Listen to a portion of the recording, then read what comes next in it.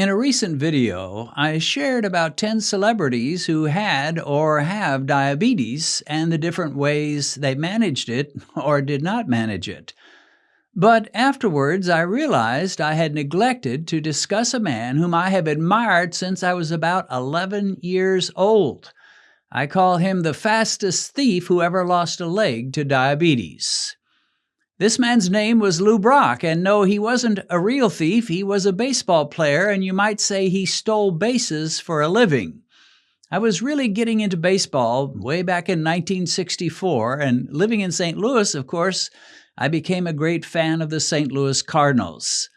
Back in those days, there was a brand new technology out that was taking America by storm, and that was the tiny little transistor radios that operated by battery, which you could keep in your pocket and even use an earphone with to listen when your parents thought you were sleeping.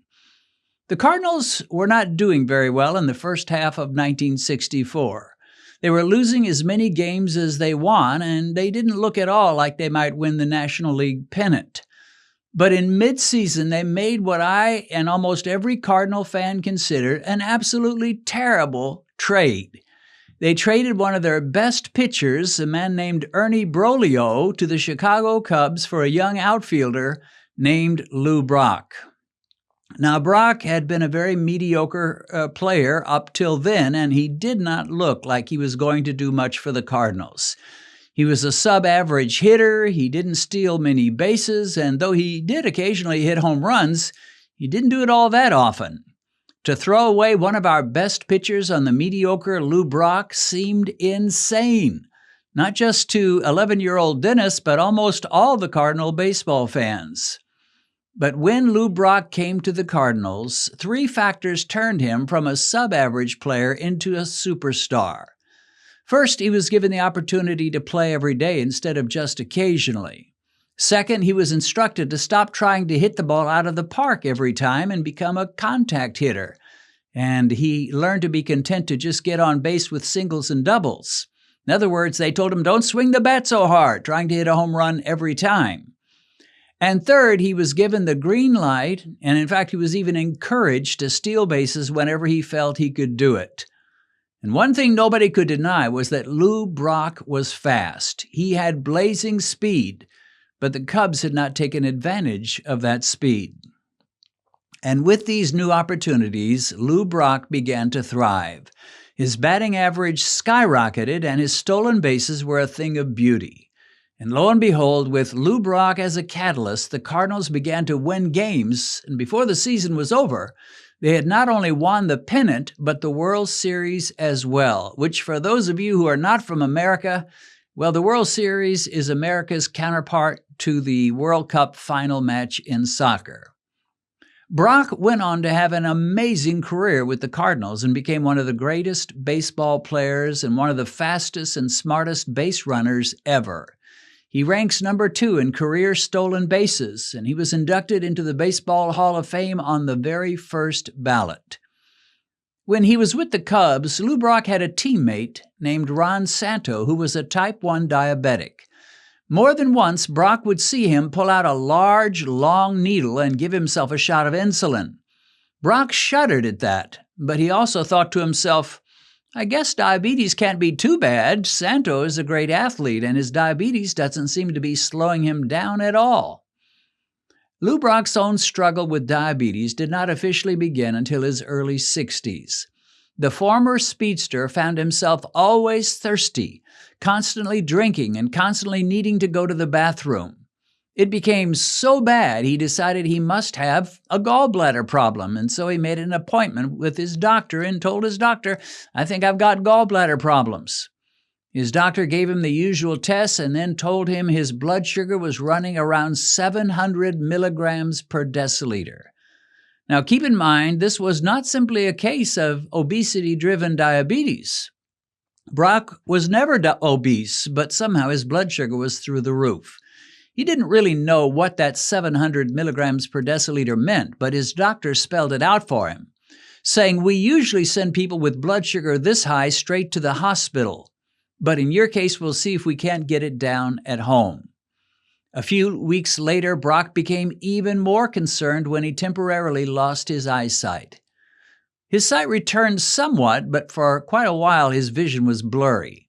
He went to a T-ball event where he was hitting a ball off a tee along with some kids, and his sight was so bad, a 10-year-old kid was able to hit the ball far beyond Brock's own poor efforts.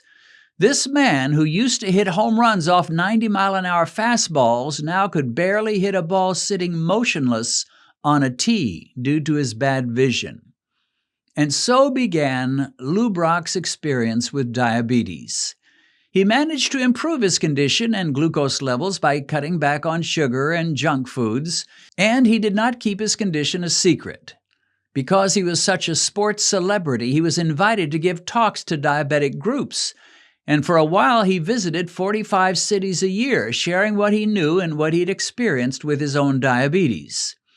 He stated, "I get excited when I know I'm going to places and in just a little way helping somebody develop that routine to manage diabetes." Brock liked to stress that just as baseball players have a coach, diabetics need a coach as well, and your doctor is your coach. The problem was Lou Brock had a pretty rudimentary knowledge of diabetes.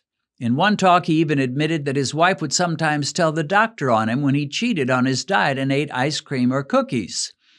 But the fact that he speaks about cheating with eating ice cream or cookies shows a problem in his understanding of diabetes. He doesn't say anything about cheating by eating potatoes, mac and cheese dinners, or bran flakes. In his mind, the demons of diabetes apparently were the sweets. He didn't seem to have much idea about reducing starchy foods. At one point in one of his talks, Brock discussed why he felt that diabetes was progressive and that the prospects of reversing it were unlikely. He said, "Because you consume food that turns into sugar, the likelihood of you overcoming diabetes is slim because you have to consume food to live." Sadly, Lou Brock developed some serious diabetes-related complications in his latter years, including an infection in his left leg that required the leg to be amputated below the knee. He also had a stroke and a heart disease. He died in 2020 at the age of 81, so he did live longer than a lot of people do, but his last years were not healthy years. Everybody agreed that Lou Brock was a great guy, a happy, pleasant man who was easy to love. But those last years must have been tough on a man who was once one of the fastest men in the world. The video on YouTube, which gives one of Lou Brock's talks on diabetes, is somewhat inspirational, but not especially informational. Brock was a super aggressive baseball player, but when it came to diabetes, it seems to me he was probably too docile. Diabetes is a vicious monster, and mild, moderate, gentle efforts to either defeat it or keep it from progressing will always fail. Brock's basic diabetes message was, take your meds and insulin, whatever your doctor recommends, and watch your sugar. Don't cheat too much or too often. He tells how he took 2 meds plus insulin for his diabetes. Sadly, when an infection developed in his left leg, his poor diabetic blood flow was not sufficient to combat that infection, and his leg became a casualty. The once fastest man in baseball now had to wear a prosthetic. Brock stressed the importance of listening to the medical professionals, saying, "We have a tendency to get hand-me-down information from Grandma and Grandpa, and it does not work." But the irony of that statement is that for the last 60 years or so, most of the information from the medical professionals and the ADA has not worked either. They told diabetics, cut your fat, reduce your sugar, eat whole grains and fruits, and take your meds. And when you need more meds, talk to your doctor and he'll give you more meds and, if necessary, more still. Of course, not all doctors or diabetes educators will tell you this. An increasing number of doctors, endocrinologists, and diabetes educators are now saying that a low-carbohydrate diet may be the best and most effective means to combat diabetes. So, telling people to listen to their doctor begs the question, well, what exactly is your doctor saying? Because there is a wide disparity between doctors in their approach to diabetes. More than a few doctors won't even address any kind of lifestyle change. At best, they might send you to a dietitian who may or may not give you good advice. Lou Brock said that hand-me-down diabetes information from Grandma and Grandpa doesn't work. So what does work? What approach to beating diabetes works faster and more thoroughly than any other approach? I do agree with Brock. I like things that work. Let me share a testimony that a lady sent to me by email. She wrote, "Last spring of 2022, I was diagnosed with diabetes. I had tingling, numbness in my feet, extreme thirst, and the diabetic body shape. My numbers were not that high compared to other stories I've heard on your channel. My A1C was 7.2, and I don't recall the fasting glucose, but it was on the lower end of diabetes. From January to August, I followed the standard diabetic diet, which in my opinion is too many carbs. In frustration of not really making any headway, I went to what I call YouTube University, where I ran across your channel. I joined Beat Diabetes by Christmas in September 2022, and I followed the low-carb diet. I'm happy to report that I've lost 30 pounds so far. The thirst is gone, and the numbness in my feet is not gone but has improved. I had my blood drawn on December 28, 2022, and my A1C is now 5.4. My average fasting glucose was 104. Yay! Happy dance here. I made it to the Fives Club. There is no stopping me now." In our recent fall 2022 challenge, I built a diet around 3 principles.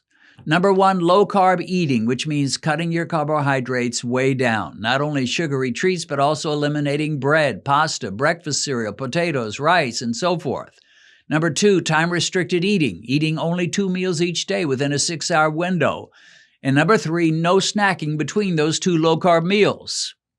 There are other aspects to the challenge, but those are the big factors, and they just flat work. They work powerfully, effectively, and quickly. Lou Brock said that the problem for diabetics is that food turns into sugar and you have to eat food to live. But he wasn't quite right. Not all food turns into sugar. Carbs turn into a lot of sugar, lightning fast. Protein, well, that can result in small amounts of sugar in your system. And fats, well, they have almost no sugar-producing properties. Since carbs are the main culprit, they are the foods, whether chocolate cake or big plates of rice, whether moon pies or bread, those are the things that need eliminating. Meat is usually no problem. Butter and cream are not going to turn into sugar the way a potato would, and a low-carb salad, likewise, will be producing a gentler, kinder glucose rise in our bloodstream, far superior than pasta, tortillas, or chapatis. I wish I could send Dr. Jason Fung or Dr. Richard Bernstein back in time to Lou Brock when he was first diagnosed with diabetes and let them coach him. They, and a host of other low-carb doctors, dietitians, and nutritionists these days, could have given him the right coaching advice that might have extended his life and his health. We cannot do anything more for Lou Brock. Thank God he was a Christian and an ordained minister, so his death was not the final word. But he could perhaps have had a happier, healthier, less stressful final years of his life. But what about you? You're still alive. There's still hope for you. Rise up out of your lethargy and be as aggressive in your struggle with diabetes as Lou Brock was in stealing bases. If you've recently been diagnosed with diabetes and you've just discovered this channel, let me recommend that you go to our Uploads page, which will give you access to every diabetic video we've posted since we began.